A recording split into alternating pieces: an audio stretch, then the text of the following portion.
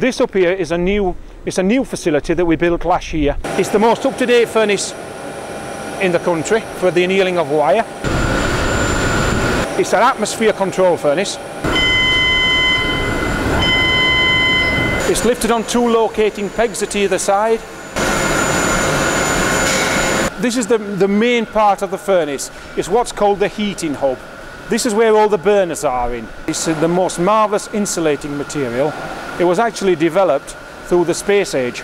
We've took the furnace heating hood, lifted it up, we run it along the beam, and we're gently lowering it over the locating pegs. In the bottom of the base of the furnace here is a massive circulation fan, like a big fan oven. And basically it sucks the air down, the whole atmosphere down, out through these vents, and it sucks it up and back into the top of the inner baffle. This gives a consistent heat disbursement within the furnace. Vital.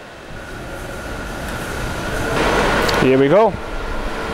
The surface that we're achieving on this wire can only be done and achieved in an atmosphere furnace. Wow. It never ever ceases to amaze me. Even after all these years, when you see a quality product being achieved like that.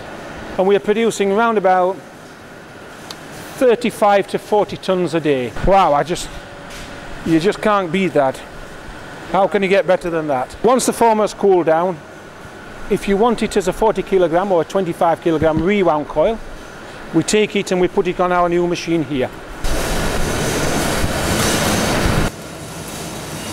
There's no loose scale on the material, so that people can use it, complying with their health and safety, so they know the scale doesn't break off and get in anybody's eyes.